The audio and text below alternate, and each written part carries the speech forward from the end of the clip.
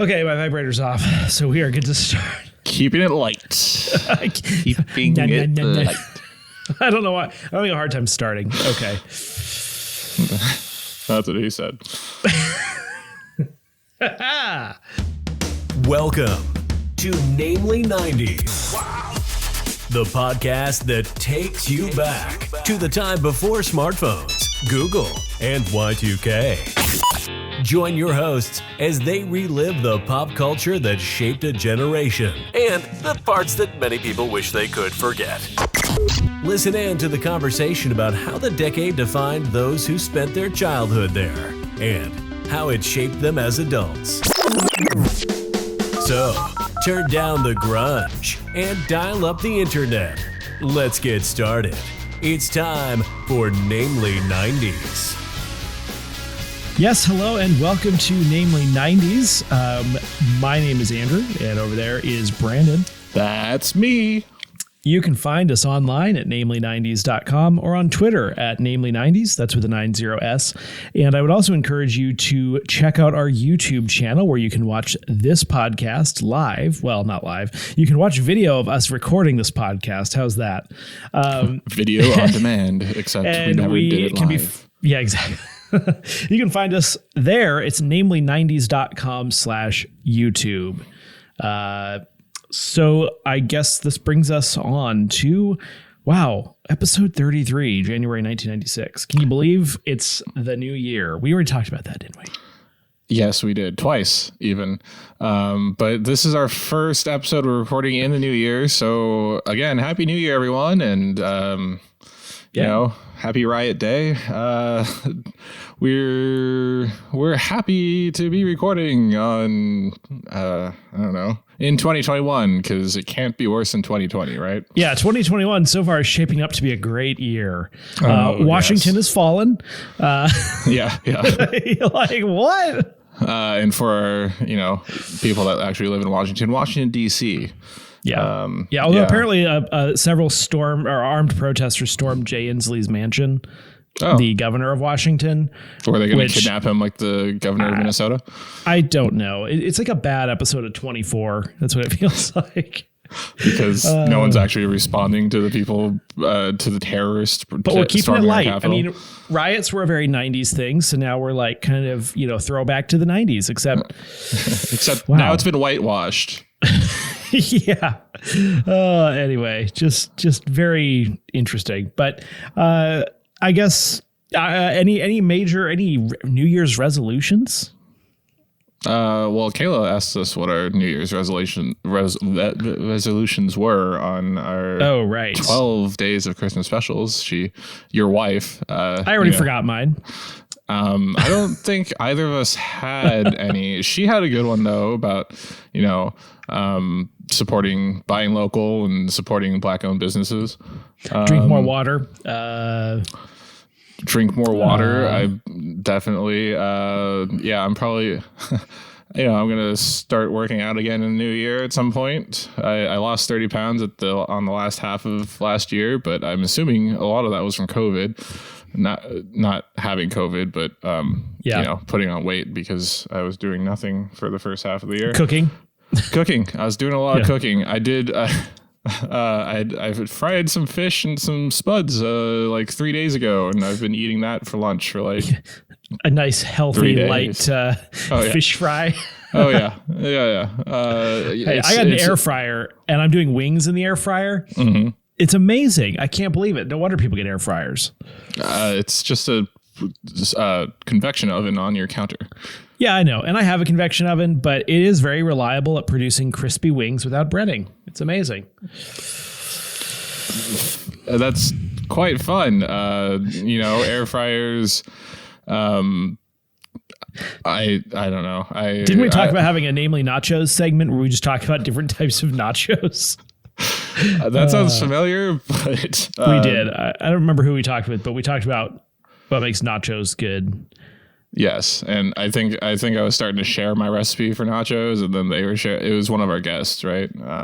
So if you're completely confused at what we're talking about, we had 12 bonus episodes between December 21st and the first of this new year, where we brought on guests. 10 of them were from other podcasts, which was really cool to reach out to the community. A lot of fun. 2 were just personal friends of Andrew's, one being his wife and the other being an old college buddy. Yeah, that's right. And I did want to mention that because that was a really the whole Oregon Trail documentary. Mm-hmm. Look up the Oregon Trail documentary on YouTube or the internet, the interwebs, and watch the trailer. It looks legit. It looks really good. Professional, well done. Looking forward to that. And if you missed it, you could find a link to that in our second day of our 12 Days of Christmas specials. So, shall we talk about January 1996? I mean, I guess it's so weird just being back recording. Like I know. I miss the guests. I like the guests. Yeah. Should we just stop this show and change our format?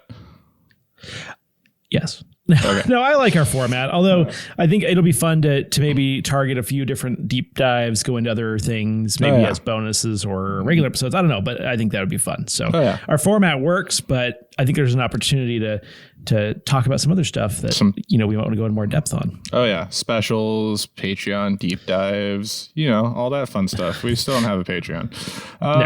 January 1996. If you want to give us money, send it to 100 Postal Way, somewhere USA. All right.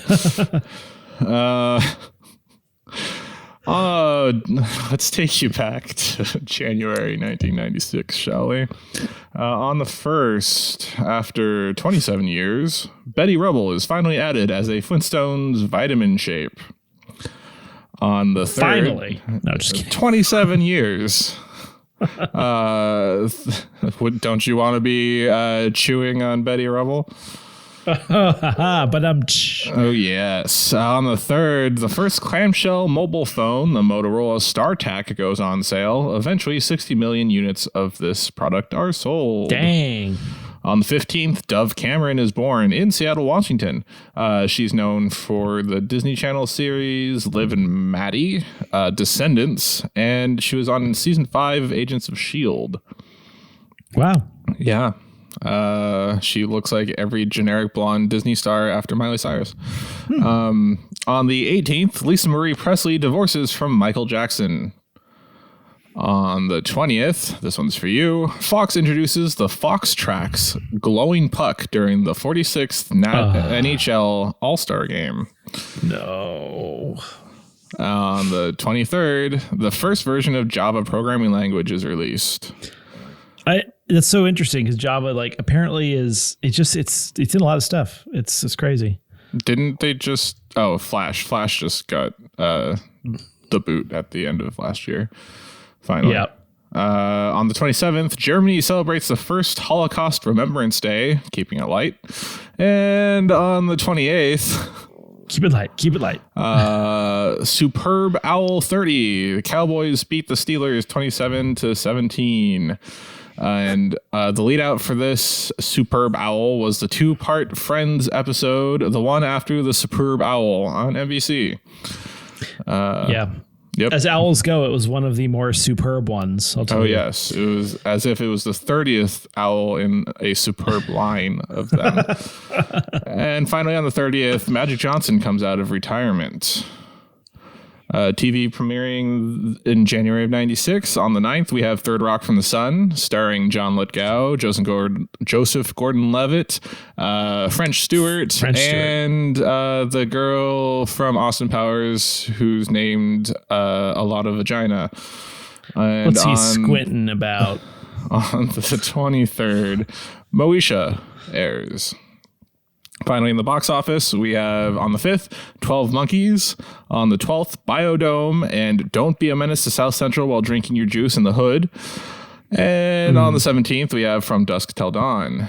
And I know I said finally for the last thing, but also finally, on the Billboard charts, the second week, number one for the entire month and through mid-March is One Sweet Day by Mariah Carey and Boyz II Men.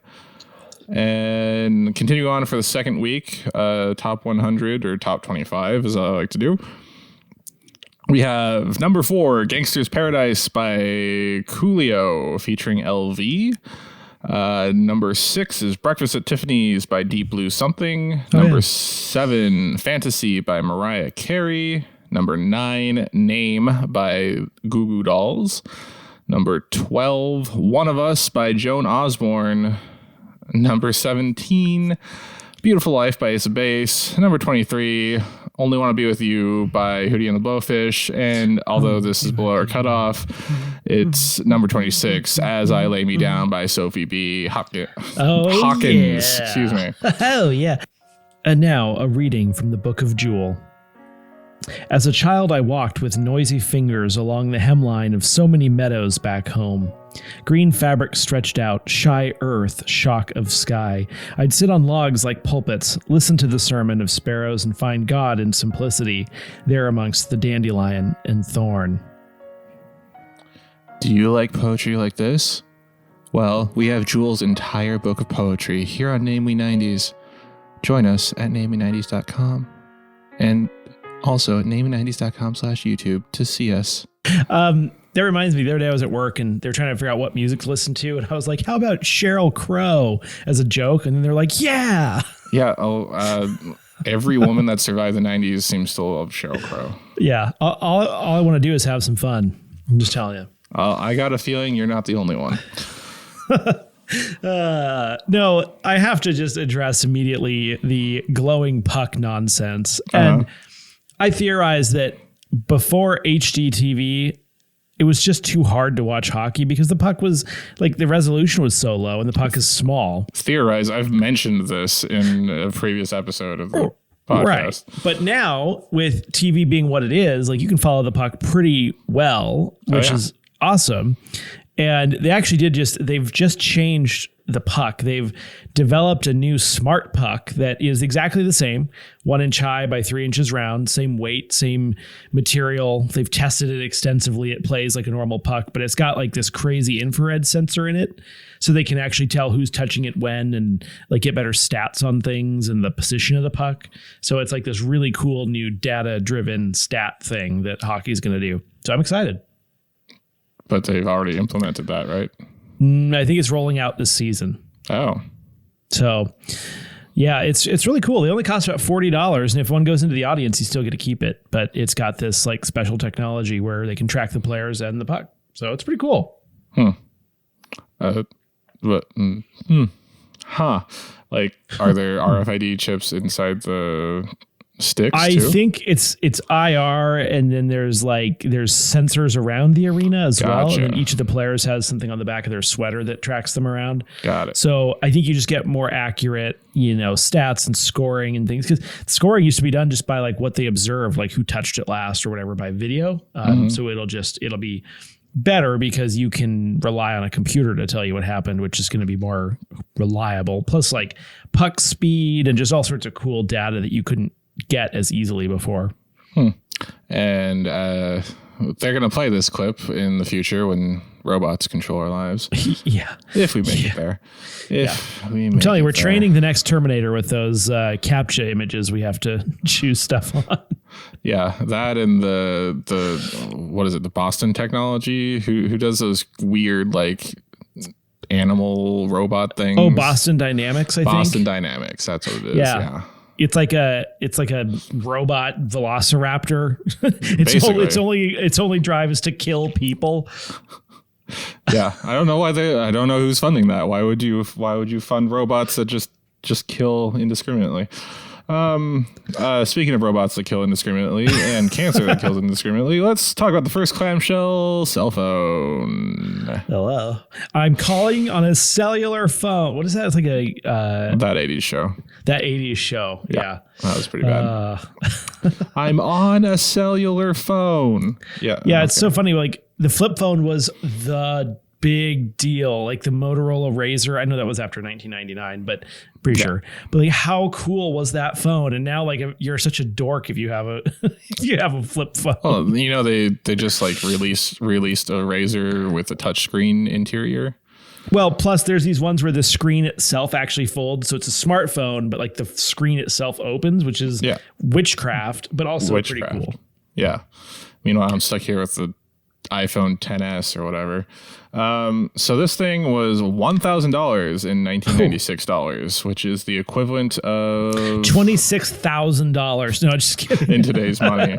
No, 1,682 in today's money. Although this was from 2 years ago.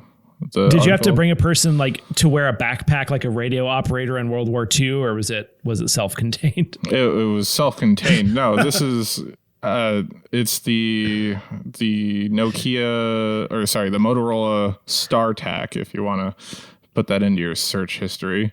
Motorola StarTAC. Star TAC. And that's at a time when your typical portable handset from Nokia or AT&T cost $100 or less with a 2-year contract. And this thing is sweet. Yeah, this was the first hip holster cell phone. It came with a wearable holster, 2 removable batteries, 4 hours of talk time, vibration mode to announce incoming calls, and an incredible 47 hours of standby service. This thing is spectacular. I don't think I want to get have that one today. They go for a pretty penny on eBay. They wouldn't work, I imagine, on our current network, but they're cool. I mean, you could just get them to grandfather it in, right? Yeah. I bet someone still has one that they're still using from when they got it. Right. I guarantee you. Over the age of 50, most likely. And he does still use the hip holster, and he is a he. Yes. He wears khaki shorts and like knee-high white socks with sandals.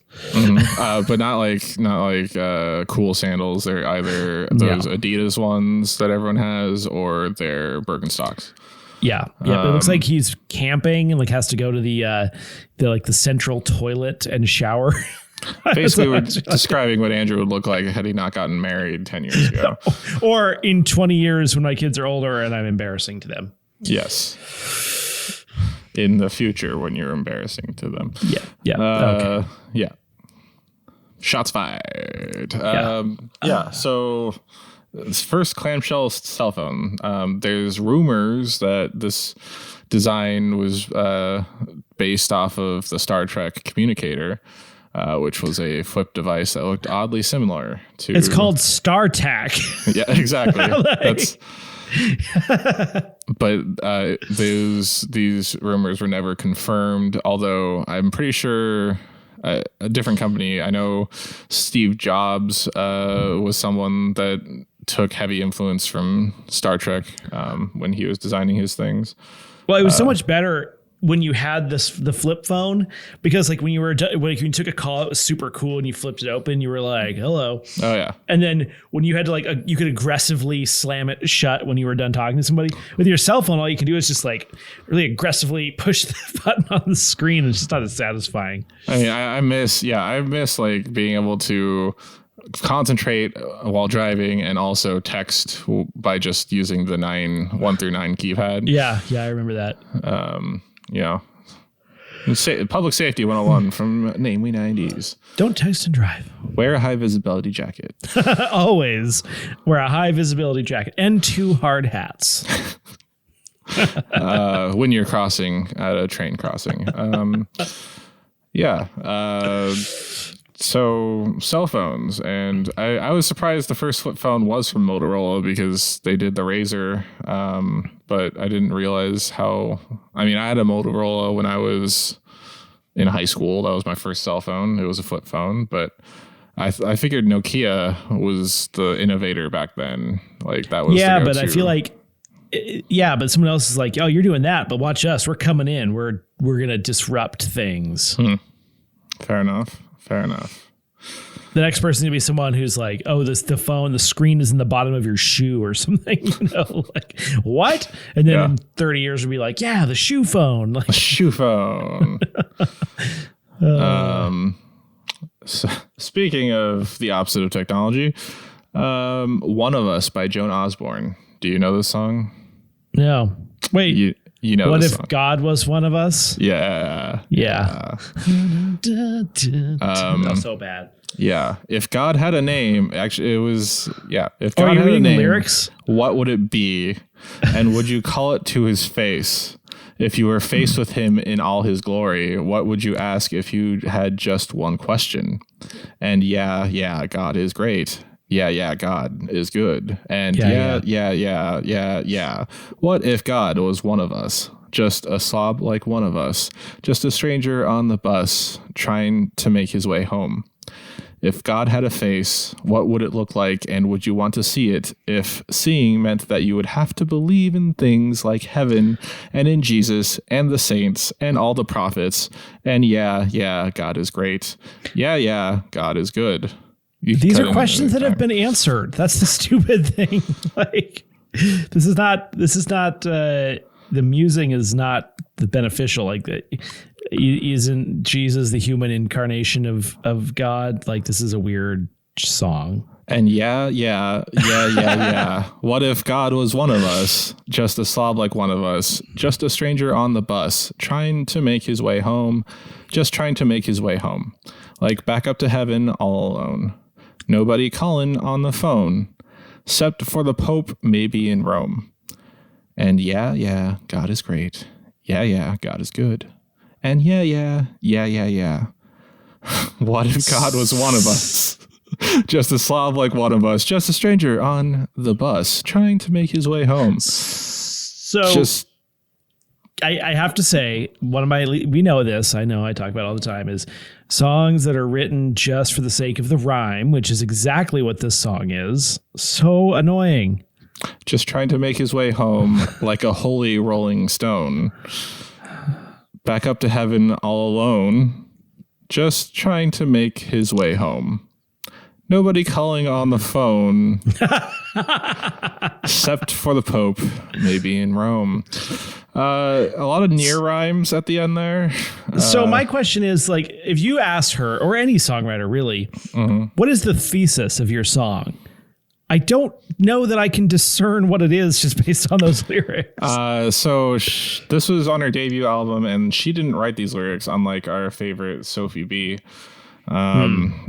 Because it was her producer, not her producer, the song, her album writer, her songwriter, was in some sort of like ska band and wrote this song, and it was like a secret B-side track on one of his demos or something. And he played it, and they were like, and the producer was like, "Do you think you could play this?" And then magic was made. It's very bad. It's very, very, very. I mean, okay, I realize, I understand. I don't like anything. I get some flack for that. It's really bad. Can we agree on that?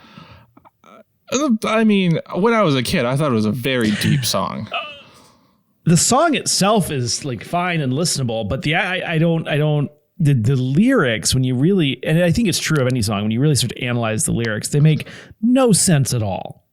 Having actually seen, now knowing the context that this was like for a ska band originally by someone that was probably blazed out of his mind. He said he wrote it for a girl. True. You know, you'd have to be blazed to ask that question. What if God was one of us? It also reminds me of there's this movie called Dogma. It's part of the Jay and Silent Bob's Clerks universe, even though it's not canon to the universe, I guess. Like where God is Alanis Morissette, and she went down to play skee ball on the pier or something, and gets trapped in a homeless person's body while playing skee ball because I don't know, the devil knocks her out. Good movie. You'd enjoy it. Yeah, I do want to correct my intonation. It would be more like, dude, what if God was one of us? Exactly. That would be more like like I imagine this like in the That 70s Show like stoner circle, and it just goes to like Kelsey or Hyde being like, man, what if like God was one of us? And then it would switch to like Donna being like, whoa.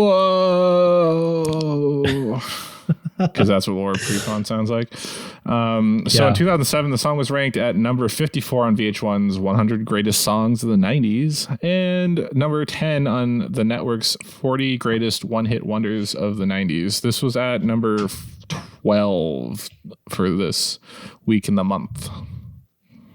Wow. Okay, then. But yeah, you could not get away from this song in the 90s. No, it was very prolific, and I do remember it clearly. I just didn't know how stupid it was. I always remember like the Pope calling maybe from Rome, and it's like that's a weird. The sentence makes sense, but it's phrased in a strange way. Yeah. Just to get that Rome rhyme in there. Rome rhyme. Yeah, Rome rhyme. Nothing worse than a Rome rhyme. Except alliteration. You son of a bee. Yeah. More thoughts on What If God Was One of Us? No. Also, I thought the song was always called What If God Was One of Us. It's actually just called One of Us. Not even quotes. It raises questions that I suppose if you're an evangelical Christian have already been answered pretty definitively. Now she's talking about God as like a general being, then that's different. Being. But then she also references Jesus later. So I'm beside myself. This is clearly a Christian God that she's singing about. I think she's reading from maybe the Book of Jewel, which is one of the Bible books, is it not? No, I'm just kidding. We should get it. We should get it added after the fact. I was going to say canonized. We should get it canonized. Yeah. I'm sure the Pope would enjoy that. Yeah, because he's calling from Rome, and it makes me think that this must be like a Catholic song, like because Pope, right? Jesus, guess, Pope, or saints. Or she thoroughly has no understanding of Christianity, which might be the case. It's an evangelical Christian singing about the Pope calling from Rome. It's very confusing. Yeah. Keeping it light. All right. Now the Holocaust. What was that thing you were talking about? Germany celebrates the first Holocaust Remembrance Day. Celebrates. Observes. I think observes was the word that I had written. Yeah, it's wow. They have like blowout sales at their major retailers. Fireworks. No, I'm sorry. At least you didn't say fire sale. Observe, not celebrate. No, I have celebrates. Okay. Well, you're a monster, so. Very true. Very true. Have you heard about those people who go to like, oh my gosh, it's so bad. They go to concentration camps and like take selfies and post that? Like, yes, I've seen people do that. The concentration camp selfie is just not going to ever age well. It's just not in good taste. You should resist the impulse. At the very least, do not smile while taking your concentration camp selfie. Yeah, what are you smiling about? Or like, some comedian, especially if you're blonde haired or blue eyed. I'm just. I think it was Brian Regan, maybe someone who does a bit on, or someone does a bit on reviews on historical sites, like Anne Frank's house has 3 stars, and someone was complaining that it didn't have Wi-Fi. I think I've heard that one. Yeah. Oh gosh, people are horrible. On to a lesser comedian and lesser Baldwin brother, Biodome. I thought we should talk about Biodome. Which Baldwin is that? This is Billy, I think. Oh no, is it Billy? Stephen. It's Stephen Baldwin. It's Stephen Baldwin. Yeah, Stephen Baldwin. The most. And is Biodome like the movie version of that stupid or that Fox show, The Dome or whatever? What show is that? Was that Fox or NBC? I think they based that off of Biodome. Yes. Okay. So Biodome, the plot of the film revolves around 2 clumsy, dim-witted slackers who, while on a road trip, look for a toilet stop in what they believed is a shopping mall, which turns out to be a biodome, a form of closed ecological system in which 5 scientists are to be hermetically sealed for a year. This sounds like it could have been a Michael Crichton book. It wasn't, but it kind of has that flavor to it. The film has themes of environmentalism combined with drug use, sexual innuendo, and toilet humor. That's the best. description I've ever This is straight heard. from Wikipedia. The film stars Stephen Baldwin and Pauly Shore and has cameo appearances by celebrities such as Roger Clinton, Kylie Minogue, Patricia Hearst, Rose McGowan. I'm pretty sure the guy that does the Shaft theme song was Okay, on I'm there. going to use celebrities in air quotes. Rose McGowan was big in the 90s, although this was pre her popularity. Roger Clinton, I think it was kind of popular. Kylie Minogue was a popular 90s artist. She showed up a few times already. And then Jack Black and Kyle Gass, this is their first time that they came to global attention because they performed together as Tenacious D in this movie, which I never realized. Oh, I didn't realize it was that early. That's crazy. I know. Like he was just in Airborne, like in, I guess 3 years prior. Andrew watched Brink recently, and now I'm trying to get him and his entire family to watch Airborne. Andy Brinker. Soul Skaters, Team Pup and Suds. That was an ill grab, dude. Ill grab. On Rotten Tomatoes, the film has an approval rating of 4% based on reviews from 25 critics. Oh, it gets better. The critical consensus reads, like its two obnoxious protagonists, this dreadfully unfunny Pauly Shore vehicle should remain separated from society. It sounds like it could have been a really, it could have been like a really smart, well-written novel that was translated into a good movie, but it just didn't happen. No, it was a stoner comedy featuring Pauly Shore and Stephen Baldwin. On Metacritic, It has a score of 1 out of 100 based on reviews from 10 critics, including overwhelming dislike. It is one of 10 films to hold this rating, the other 9 being, drumroll please, 10 Rules for Sleeping Around, Chaos, Inappropriate Comedy, and app is capitalized for some reason, Not Cool, The Singing Forest, The Garbage Pail Kids Movie, which fortunately is outside of our purview. I believe that's from the 80s. Death of a Nation, Hard Bodies, and United Passions. I've not Death heard. of a Nation, huh? Yeah. I don't think I've seen a single one of those movies, but I have unfortunately seen Biodome. What kind of ratings did Brink get, or does it not count because it was a Disney Channel original movie? I think it does not count because it is a Disney Channel original movie. Oh man. But you never know. Yeah. So have you ever seen Biodome? I was on TBS a lot when we were kids. I have not seen Biodome, and now I'm kind of curious. Frankly, I think it'd be fun to watch all the movies on that list to see just how bad is. Well, some of them aren't even on, or some of them don't even exist in the 90s. But if you want us to watch it, encourage us to get a Patreon, and then that could be one of the rewards. Let's see. Yeah. Brink, Rotten Tomatoes score is 76%. Wow. Yeah. I thought with the Soul Skater thing, that would have just dropped precipitously, but that is audience score. There's no tomato meter because as you assumed. Right. Yes. And I would just like to say, by the way, this whole Wonder Woman 1984 thing, I'm not a big comic book movie guy, or comic based movie guy, that. But I feel like people have been unfairly critical of this movie. I thought it was, is it the best comic movie ever? No, but it's not bad. That's my opinion. It's a little bit different. It's a little different, right? But yeah, I still haven't seen it. Go ahead. Oh, okay. Well, it's not bad. I think people need to calm the heck down. Yeah, I think there haven't been many releases, so your people are hypercritical of them at this point. I think that's what I voiced when you mentioned that.